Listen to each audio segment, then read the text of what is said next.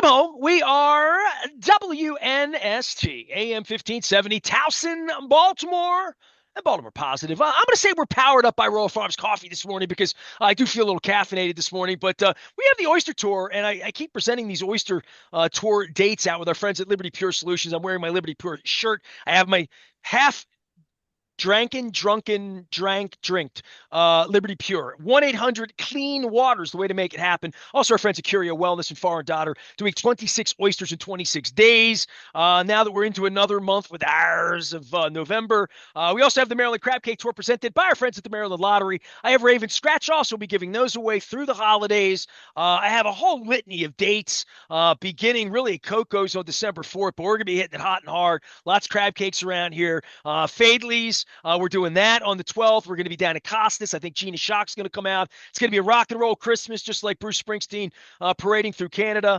And I'm trying to avoid the post-election stuff, but at some point I'm going to come up for some air and be talking about that here this week. But we got football. It is old-fashioned. It's Pittsburgh week here. At some point I'm going to break out. I do have a terrible towel that I use regularly, and maybe I should feature all of the towels I've picked up at every sporting event of my lifetime in press boxes and all along life's highway. I do have a pink terrible towel, so I may bust it out this week because it is Pittsburgh week. They're in first place. We're banging on the door, and Luke and I are trying to figure out football all weekend long. As Luke spent a holiday away and had a great Sunday. I was on the couch watching, of all things, Pittsburgh versus Washington in a meaningful game. It was $300 to get in down there. I'm watching from the comfort of my couch. My cat made her way up onto my lap, and I had some Rofo chicken. We went to Pizza John's on Sunday. 3 out of 4 Sundays, Lucas, no Ravens football.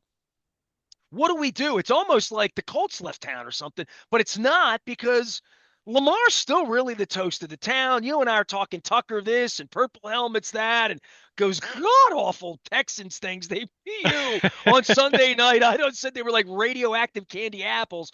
I'm up for air. My wife even put college football on Saturday. When I watched Ole Miss, the whole thing, storming the field, Lane Kiffin, and memories of Sean McDonough. But it was a sports weekend around here in a way where it's heating up. Thanksgiving, Christmas, and the Ravens are. And so are the Commanders, as I talked to John Martin about how sports wagering in the state and seeing the fervor for all of that and watching the Cowboys circle the drain. And some of it was kind of delicious, wasn't it? It was, and unfortunately, not the best results for the Ravens. I think obviously Pittsburgh wins down in Landover and a dramatic game there. Although this does set up for easily the most proper Ravens Steelers week we've had in a while, right? This isn't Kenny Pickett against Tyler Huntley. This isn't Lamar sitting out a meaningless game. This isn't Lamar being injured against the Steelers, as we've seen on a couple occasions here in recent years. So exciting on that front. But yeah, Pittsburgh wins, Buffalo wins. Kansas City wins again in unbelievable fashion. A blocked field goal on a chip shot. That game, you could tell Kansas City was resigned to the fact that they were going to lose. And you're thinking, okay, well, maybe the Ravens pick up a game here. The number 1 seed still alive, and then Kansas City's not going to go undefeated. Well, they're 9-0. So, but you look around the league and you see how other teams are faring. You see how other so-called MVP candidates at the quarterback position are faring. By the way, not nearly as well as Lamar Jackson. I'll just throw that out there. But it's dude, always... you're the original. Listen, I'm going to stop right now and just tell everybody you're the original Lamar pimp. You've always loved I'm Lamar. really not, though. It's just I I've liked him more than you, though. I'll say that much, but that doesn't mean that I've never thought he was it's never that I infallible didn't like him. I just don't like that he's this good and somebody's going to trip him up and turn an ankle right. and god awful Yeah, things I will hear happen you. because he does things that Joe Flacco doesn't, and including like Flacco in the first quarter. Sitting it Yeah. out for a weekend when you're just red zoning all day, watching from the universe and saying, This is interesting. A Washington Pittsburgh 1 o'clock game after the god awful Germany thing that I always find Germany interesting, as you know, from a family reference. And then the 4 o'clock games that weren't much. And, like as you sit around and you watch it, and the Ravens are still the toast of all of this, still very, very much in the middle of this. Mahomes struggled. They had to block a kick. I mean, and that was sort of the secondary 1 o'clock game until it wasn't anymore. Hmm. It's just no wonder people gamble on this, is what I would say. I mean, it is fun to just be on the outside waving a towel. But boy, this Raven Steelers thing starts to really become. They'll be breaking out the Roethlisberger, Ray Lewis, Jerome Bettis wars, right? Before Yeah, this is over with. like I said, it feels as legit as proper of a Ravens Steelers matchup when you consider, and I understand. I mean, it's not as though the Steelers haven't made the playoffs, right? But I, while I think there's still very much a sense of what exactly are they? Are they a really serious contender with Russell Wilson or no? And I still lean towards no, but hey, you go down to Landover and you beat a Commanders team that's played the way that it's played. You got to give them some credit. And I mean, Russell Wilson, I'll say this: the Mike Williams acquisition. Mike Williams is the perfect receiver for the kind of deep ball that Russell Wilson is still very apt at throwing. For as much as he isn't the guy that he was in Seattle 5 or 6 years ago overall. He can still do that. And we know the Ravens have had their major issues stopping the deep ball. So, Look, uh, I would say they're formidable enough. They're better than sure. Cleveland. And oh, by the way, I was paying attention 2 weeks ago, right? And the same thing with Cincinnati, how dangerous they were when you're making mistakes and when your defense Yeah, can't stop a nosebleed, as my old partner Buddy Ryan would say. And danger Russ is what I would say. They're dangerous. I mean, by the way, my, sure. my wife found this in the drawer. You won't see me ever hold a gold one, although I did one time at a Super Bowl, and I think I admitted to that. But this is the Myron Cope original terrible towel from downtown Pittsburgh. So that wasn't a bad one, right? That's a pretty good one, That was right? okay. That was okay. I mean, it Yeah. wasn't. I'd make some money in a Pittsburgh charity thing, but nonetheless, look, I've been to all of these. You and I've gotten in the car, been a part of all of this, gone up, walked across the bridge, all of that. I would say we got real used to it being really important, and that so did the Cowboys and the Redskins 40 years ago, right? And all of these other sort of rivalries in sports. Tomlin's done it again. You know what I mean? He's made them relevant again, and their defense is relevant again. Now, the injury at the end of the game and Highsmith and what's going on. But I look up and I see the 11 guys, and I tell my wife this. If the one thing, and I probably could remedy this in some way, but all of my adulthood, all of my childhood, I had a flip card. Even at Skipjack's games, I had a depth chart and lines, and the way I see and a scorecard at baseball games and like all of that. I miss flip cards, at games or watching games with a flip card. But the flip card of the Steelers on defense specifically and its skill positions, if they have a quarterback who's good enough. I mean, he's a Super Bowl champion. He's going to the Hall of Pretty Good from what I can tell, right? And has a second act in him that's starting to smell a little more Kurt Warnery or a little more honorary or a little more Joe Flacco-y. And I know he's short, and you look at him and the stature, and I think Kyler Murray, we overlook that. And then you watch him throw the football. You look at Lamar Jackson, who they wanted to make a running back, a wide receiver, a punt returner, whatever they wanted to do with him. And you start to evaluate this thing and say what's good enough and how important is defense. You and I go on and on and on about the lack of that with the Ravens in throwing the ball over your head. I mean, I look at the Steelers defense and say, man, if we had that, or we thought we had that because we have Roquan Smith, we have Matabike, we have Humphrey, we gave all this money to Marcus Williams, who probably shouldn't even be on the field, and we'll debate that all week. But this is a red hot game this week. This is what we wish for as Ravens Steelers fans, I think. And I think the Ravens are vulnerable.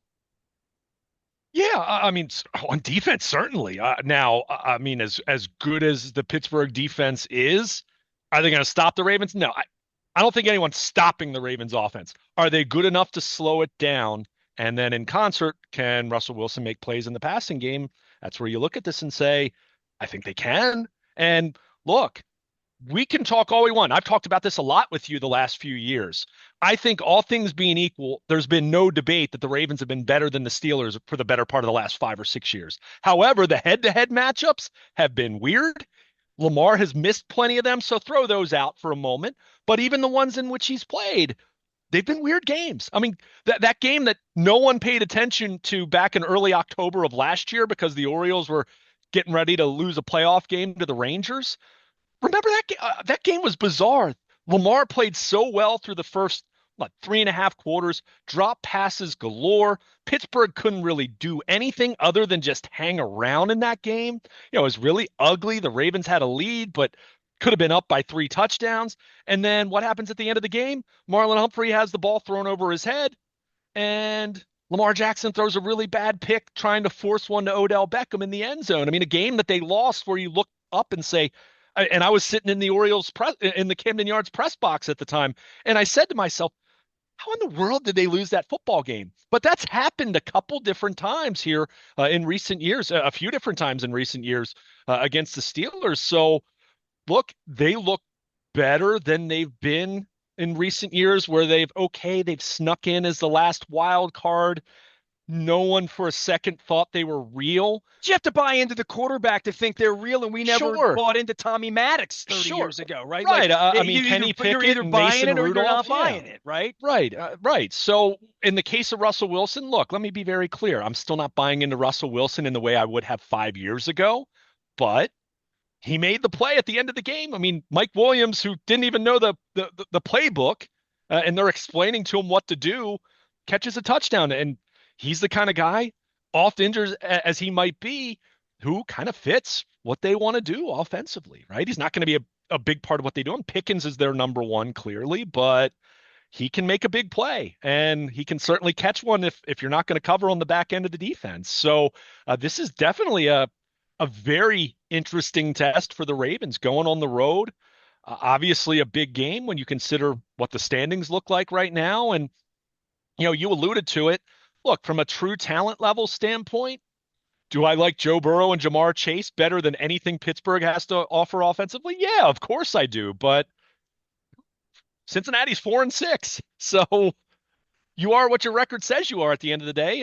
And Pittsburgh, while they've had a pretty soft schedule to this point, going into Sunday's game, let's say, but they're 7-2 mathematically. I mean, they're right there, and this is a huge game for the Ravens. And as I alluded to, no matter what you want to say about the true talent level of these two teams over the last 5 or 6 years, the Steelers have had the Ravens number, albeit in some games here where Lamar's rested or not played or whatever, but you still need to go out there and take care of business. So this is a big game. And again, It Pittsburgh. looked more like a layup weeks ago, though, right? I mean, as we've Yeah, gotten sure. closer into this, the fact that we're having this conversation while we're discussing, our turkey dinner and just the weirdness of the scheduling for the Ravens from here out. We're used to. Baldinger would always say to me, we're fruit fly, 7-day life cycle of fruit fly. We do the same every 7 days, 7 days, 7 days, and we like to do it that way. Boy, they're being tested in that way, as are the fans. Wednesday night football at Christmas, Saturday night football. I went through this with my wife. I mean, literally. And I'm like, when do they play? Well, they play on Monday night against the Chargers. And yeah, this is the Sunday we're around, and we can do a brunch this week and have a family obligation. And Deacon Jones can be Deacon Jones. And, we can have a Catterday around here on Sunday with, sitting around watching Red Zone, which I love being a fan of the league. You know that, Luke.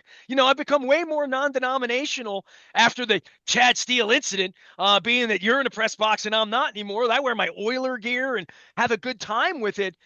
But I'm not a gambler, so I don't see it that way. And the oldness for me to witness all of that perception of all of it and the way the players deal with it, where Lamar's I don't care about your parlays and all that. I see where you could get sucked into it because I'm sitting there watching college football or watching games, and I'm even saying to my wife at halftime, well, Falcons are going to win this one, and looking at it and thinking like, if I was in a casino right now, I wonder if I put $1 on the Chargers to actually win this game when they're ahead or behind, how all that would even work. Because that's how my mind is working on a red zone when I'm sitting at home, and I'm sober and I'm not really into what I guess the young kids are into or into the celebrity part of it or any of that stuff anymore. I'm more value to it of thinking like, can Kirk Cousins win a Super Bowl? Can Russell Wilson lead the Steelers to 12 wins this year? You know, can one guy on one team, Joe Burrow, with one connection, can that get them to 10 wins? I think about it in that way like a sports radio guy. But boy, when I sit here on Sunday and it's like Fred Flintstone, bet, I think I start to do think about the financial part of like you can bet on anything. That's the first thing I think about. But I also think about like how lucky we are to be in a position. And I tweet these things out loud when if you follow us at WNST, but like to not be a Jets fan or some of Oh, these places where it's like on perpetual fire. Cleveland, even though they beat us 2 weeks ago, I did a week of that around here. But like Pittsburgh, Baltimore, the expectations of the fan bases, the fact that the coaches never change, the media never changes. By the way, a cheap shot for you and for Charlie Batch is like we talk about quarterbacks that can or can't beat us. Charlie will be coming on this week to talk about how he can beat us. And but this rivalry is so rich, and all the things I dreamed about 3 decades ago about getting back in the league and thinking we were going to be playing Miami and Buffalo and the Jets and like the way it was with the Colts. This Ravens Steelers thing is really unique in the league at this point and really unique with the coaches and the history of all of it because I don't know the coaches are going to survive 16, 15, 18 years much. You want Tom Landry versus Don Shula? This is it right here. This is it. yeah, and I think, and we've talked about this in recent years, because the rivalry has cooled off to the degree that it has over the last, post Ben Roethlisberger, let's say, post Suggs and Roethlisberger. I mean, they were the last members of the old guard, really. And obviously, Pittsburgh's had their issues trying to figure out a quarterback. And, Russell Wilson's a quarterback right now. I'm not convinced he's going to be their quarterback even next year, let alone a couple years from now. Dude, But I for saw right, him play in Denver 2 years ago. I'm like, oh my right, God. exactly. But Oh the my, point. but that's not, he is, I mean, he's to be commended, you must say, right? Oh, sure. I mean, Russell Wilson was a great quarterback for a long time. But I think it's clear what's happened to him the last couple of years. Now he's here. I've even you made this comparison. I saw a couple people say this on social media. I mean, is this his Kurt Warner arriving in Arizona? People forget Kurt Warner was a New York Giant for 5 minutes, right? And how bad that went. We kind of saw that up close and personal. With the Giants coming into Baltimore, what was that? 2004, I guess it was, and Eli Manning not having no idea what he was doing and kind of thinking about where they were at that point. But you just look at this rivalry. Yes, it's cooled off in recent years. It hasn't had the same juice. So much of that has to do with Lamar missing so many of these games because of injury, or they played in week 18 or week 17 and the Ravens haven't had anything to play for and Lamar's sitting, as was the case in the season finale last year. So, but the thing that's beautiful about Ravens Steelers, and this alludes to what you were just talking about, is the fact that it was such a great rivalry for so long that it became a legacy rivalry in the same way that you talk about, not right now, but historically speaking, Washington, Dallas, or some of those different ones where they'll have their ebbs and flows and they'll have those times where one team isn't as good, or in the case of Washington, Dallas, neither team very good many times over the last 30 years. This is an era. This But you isn't just, even like a decade. This is like, yeah, I can't think of anything in the league that rivals it in the modern vernacular. I really can't. I mean, and I think things like Cowboys 49ers during a period of time, right? And that was right. perception because they weren't in the same division. And even Eli Manning and Tom Brady, right? There was, but that's not the same as 2 times a year and some playoff disappointments and Yeah. championship games and Flacco to Palomalu and I mean, You and have so, having attended all of these, it's a beautiful thing from the fan base and really well placed. And the fact that Highsmith and I mean Najee Harris went to just looking at health from the Ravens perspective. This is going to be a great week. This is going to be the center of the football universe this week. I believe that. well, you do have Chiefs Bills. I mean that game as well right now. But But no, the point I was trying to make is when you have something that has become a legacy rivalry, which means, okay, it hasn't been the red hot Ravens Steelers that both games would be in prime time every single year the way it was in the late, 2000, circa 2006 through 2014, let's say. And even you could go earlier than that, and it was blatantly nasty between the two teams. I mean, the Lee Flowers, Shannon Sharp, Plaxico Burress, Chris McAllister. I mean, those guys hated each other. There was no respect at that. It morphed into a healthy respect, even if they didn't like each other. In recent years, it's just been respect, and there really hasn't been an edge to it at all. So, Dude, you sound like you're talking about, Georgia Championship Wrestling and Gordon Solie oh in the yeah, well, 80s, right? hey, but that we're media guys. We're selling it, right? I mean, this is Gorilla Monsoon and Vince McMahon or Jesse the Body Ventura talking about it. So, but no, I think what's great about this is now that you have a situation where obviously the Ravens are where they are right now, which from a true talent standpoint on offense, best in the league. Defense, another story, and certainly we'll see how that looks against Pittsburgh in Pittsburgh on Sunday afternoon. But you have a Steelers team that, look, the defense has remained good. I mean, when you have someone like TJ Watt leading the way and that defensive front, I mean, that is a tough defense. But now you throw Russell Wilson into the mix, who, again, is he the Russell Wilson he was 5 years ago? No, I don't think he is, but he's still capable. And what he does best, those moonball deep balls that he throws, Ravens have to defend that, and they have to defend Pickens, and they have to defend Mike Williams, and they've got to be able to do that. Am I as concerned about Pittsburgh's running game against the Ravens? No, I'm not, because the Ravens' run defense has remained stout. But uh, I think you look no further, and we talked about this a little bit in the aftermath of the Cincinnati game, but even having a couple conversations with some other media types and even just a couple of my friends over the weekend, having a chance to get away a little bit. But I look at what happened in Cleveland a couple weeks ago against a team with a good defense, at least on paper, hasn't performed like it did a year ago, but still a good defense. Now, subtract Zadarius Smith, but at the time they had him. And you had a team that was able to get some stops against the Ravens offense. Some, the Ravens scored 24, which is still better than so many offenses around this league. And then you saw what happened with Jameis Winston throwing the football. Jameis Winston. So if Jameis Winston can do that against you, you look at these next couple weeks at Pittsburgh and then at the Chargers for a Monday night game, another team with a really good defense. And then you come home playing against Philadelphia, who is playing much better than they were earlier in the year and defensively has looked better. Not great, but better than they looked early in the year. You look at these three games, beginning with your rival on Sunday. If we come out of these three games and the Ravens are sitting there in first place, they'll have earned it, because this is a pretty difficult 3-week stretch. I mean, I don't want to say make or break, but it could be make or break in terms of wanting to be positioned to win the division at the very least.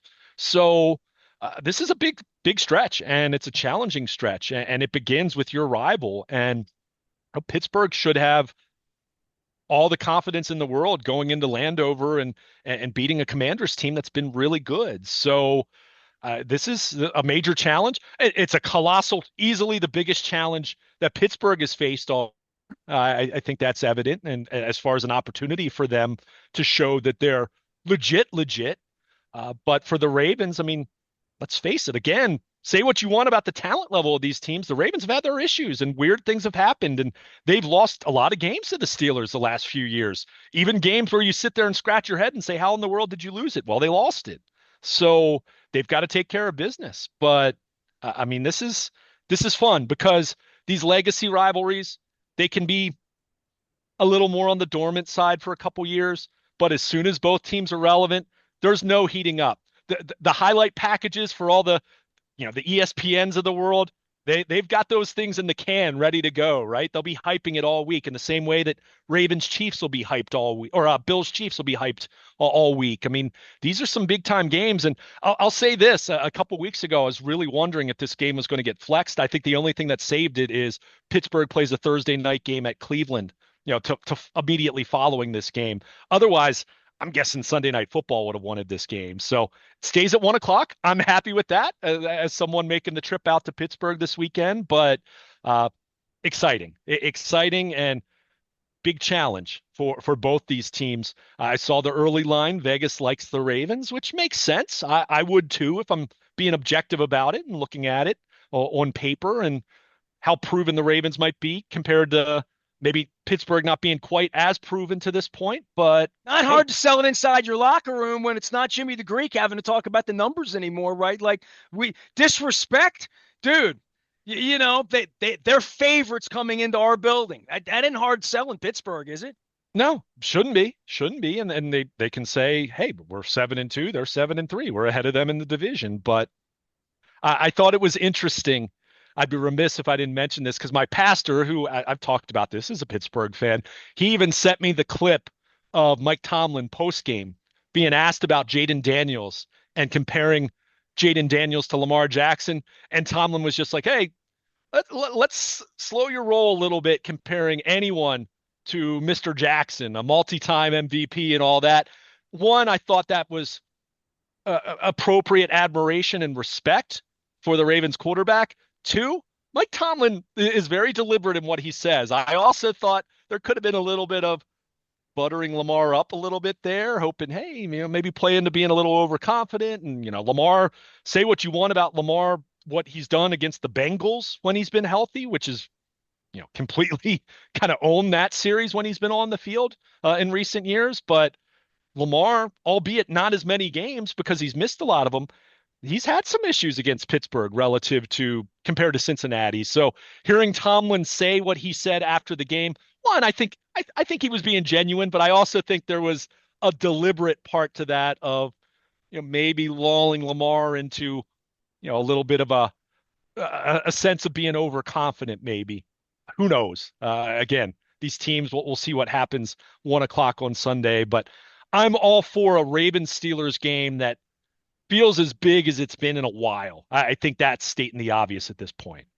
Sitting around watching the 4 o'clock game, sort of half awake, half asleep. And I realized the Chargers are around the corner. I'm watching them play and I'm watching Dobbins do this and that. And I said to my wife, I'm like half the Ravens team out there. And she's like, yeah, I saw Edwards running. I'm like, I thought he was hurt. And like, I'm thinking about who's healthy and who's not and who's there and who the additions are. And, I fell into the pregame shows on Sunday and trade additions.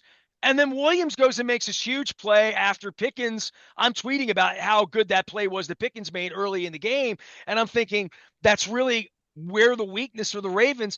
Yeah. And it's amazing to me to hear people chirp about, much like in baseball, the day after the trading deadline, our buddy Jason Lockenfora, who hope you're okay, Jay. I just want to say, hope you're doing okay. There's a lot of anger out on that timeline.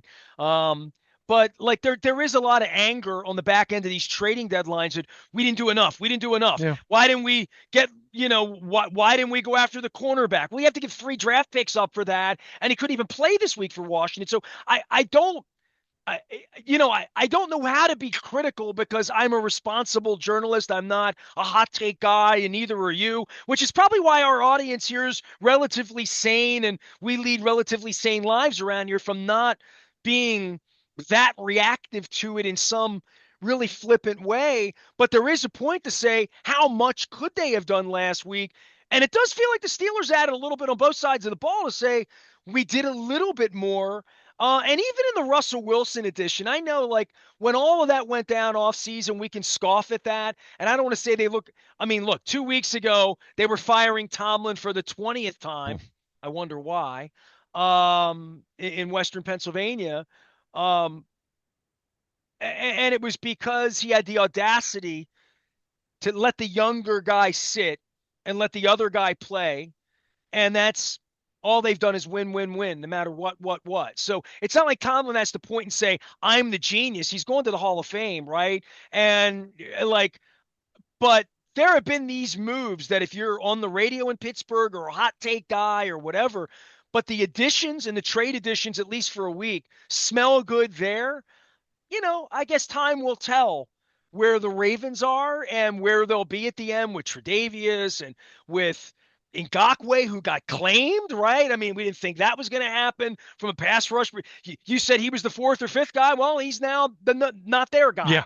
Yeah. So things have happened here, including the Ravens having to play 2 games in a couple of days, and the whole Cleveland debacle, and surviving all of that to get to this point.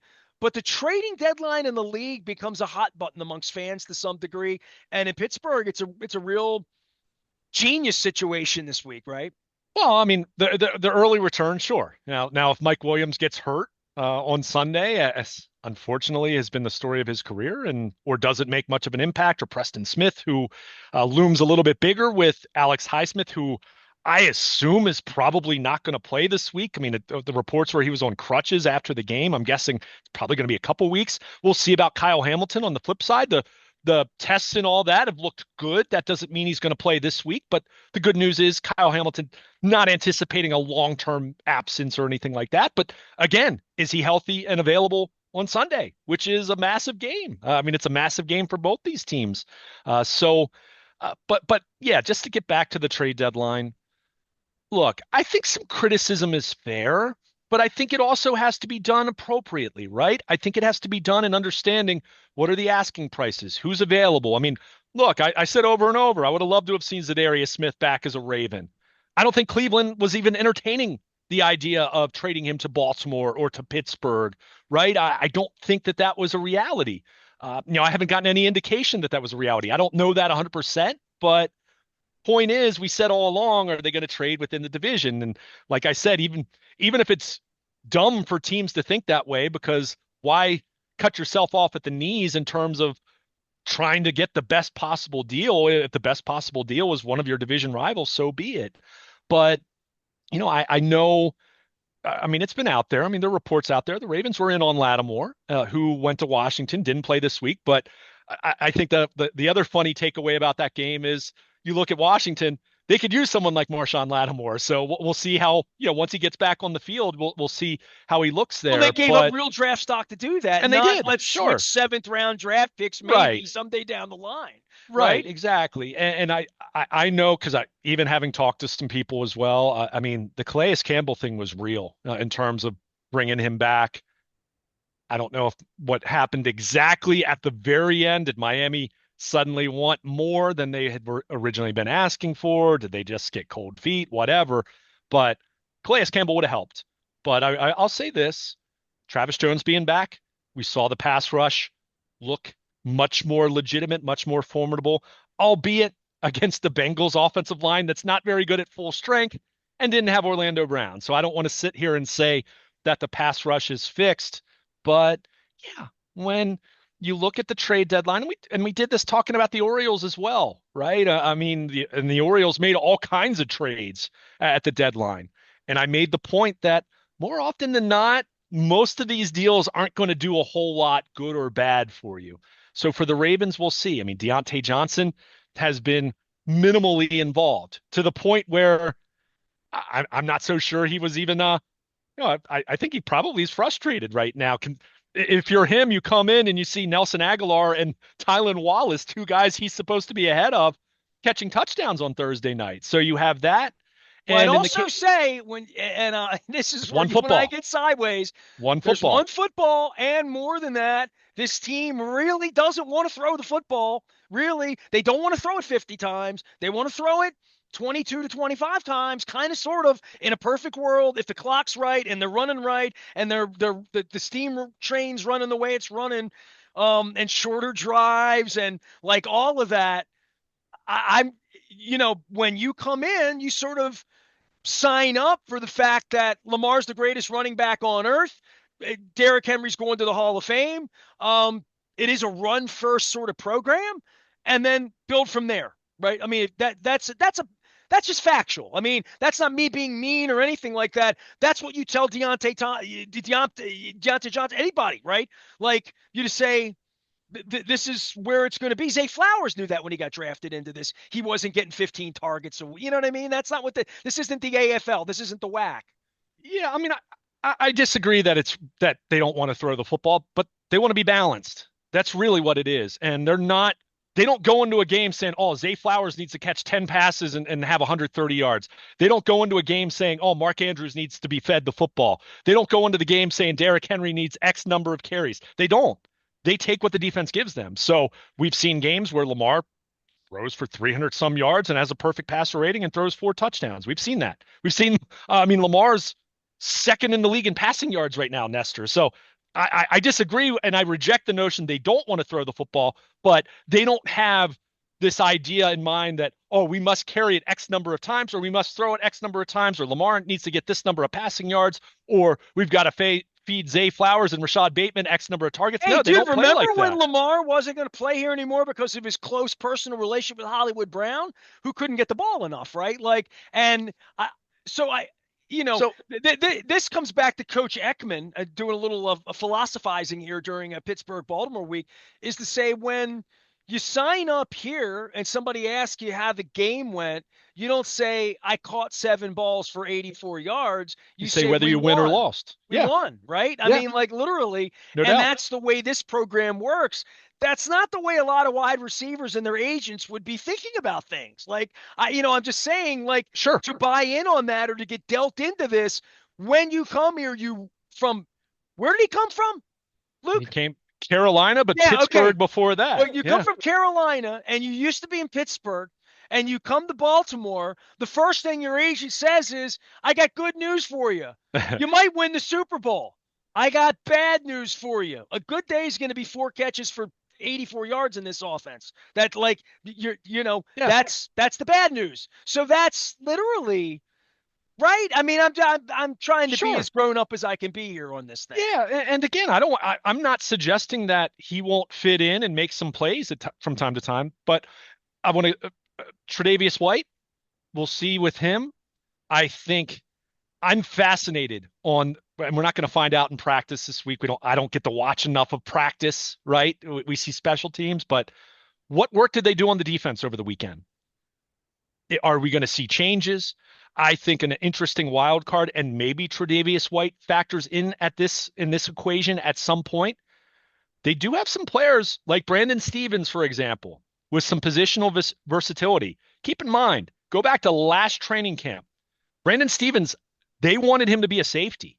It was because Marlon Humphrey had foot surgery and other guys, Rock Yassin got hurt, and they had some other guys banged up in their secondary that Brandon Stevens was back at corner. And look, he ended up having a really good year. Don't get me wrong. But with things being where they are, you have a first round pick in Nate Wiggins who is playing, but still not playing a whole lot. And penalties aside, he's actually done some, had some good performances and everything. Do we perhaps see the Ravens pull the trigger on getting Nate Wiggins on the field more opposite Marlon Humphrey? And maybe, again, I'm throwing it out here, it's spitballing, because why wouldn't you spitball when you're 32nd in pass defense right now? Maybe do you start to see Brandon Stevens start cross training a little bit and maybe playing a little more safety?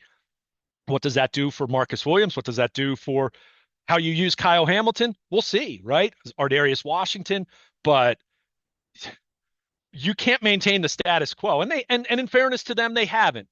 They've benched guys, they've deactivated guys. In the case of Yannick Ngakoue, they waived someone, right, to get David Ajabo back on the But field. they And brought in Dean Pease. If I would have yeah, told you in August right. they were bringing Dean Pease in, I told you at the time, my response to that was, now I'm really worried about and I I didn't would mean have that. said, "What, you're bringing buttered peas in for Thanksgiving, or what are you talking about here?" For the Uh, right? I mean, that was the signal. That was the tell that they were concerned about this. Again, you bring in Dean Pease in early August, everyone says, hey, that's a shrewd move. You bring in Dean Pease after week 5, everyone says, oh, wow, you're really worried about your defense and your defensive coordinator and your personnel, and you're trying to get another experienced mind in the room to try to sort this out because your pass defense is a mess. So we'll see. Again, I'm fascinated to see what's going to happen specifically with the safety position. You said it, and it's tough for me to disagree, Nestor. Marcus Williams, I mean, everyone has seen the clip. The Amazon broadcast showed it, not the all 22 look, but the field cam look of seeing that deep ball to Chase. I mean, what in the world was Marcus Williams doing there? He looked like he was lost. He looked like he had no idea what he was doing back there. So, do we see a change there? Do we see his role alter slightly? I don't know, but boy, you've got to figure it out because Pittsburgh isn't a juggernaut offensively by any stretch, but Russ Wilson likes to throw the deep ball, and he's got some guys who can catch the deep ball. And they have a good defense, and that's a defense that might be able to get some stops against the Ravens offense here and there. And he is So that guy that can get out of a pocket and sure, just chuck the move ball enough, downfield. and you know, no offense, he might be the greatest that's ever done it in that way, being the height that he is to get out of the pocket and see things that Brian Billick would have looked at him 25 years ago and just said he's just not tall enough to see out of the Sure. pocket. That's why he was a fourth And, round pick, right? yeah, Or I third, mean, third like, or fourth round, whatever it was. and whatever you think of Tom Brady, if you ever stood up on Tom Brady's a big man. Like bigger than you think. Just he stands among. Same thing with Joe Flacco. People think Joe Flacco. I mean, Joe Flacco's a really big man, and Russell Wilson is not, and Kyler Murray's not. Lamar's bigger than people think he is. Yeah. I mean, for sure. And maybe built more like a wiry running back if you put a 32 number on him or 34 on him, and he looked like a running back. That's my old guy when guys are still running around, and I'm like, is that a linebacker? Is that a safety? That's a corner. What the hell are these guys doing wearing these numbers? Get off my lawn. It's a Pittsburgh Baltimore week. I've got my pink terrible towel. I mean, don't think that I waved this or anything. I mean, I literally just washed my dishes. Oh, they're upside down. That's nice. That's really disrespectful to put the flag upside down the way that would be disrespectful to Myron Cope and every. So I have my little towel. It's Pittsburgh week. I hope we get together and yell more about it. Charlie Batch is going to come in this week. We're doing the Maryland Crab Cake Tour all month long into the holidays. All brought to you by our friends at the Maryland Lottery. Also, our friends at Jiffy Lube Multicare. Powering up Luke, getting back and forth to training camp and beyond, and up to Pittsburgh this weekend. Breezewood, I love yous guys. All right, it's a long week around here. Exhale. We got Sundays without football and Sundays with football. This is one with football around here. I'm Nestor. He's Luke. Stay tuned and stay still. We're WNST, AM 1570, Taos, Baltimore, and we never stop talking Baltimore positive.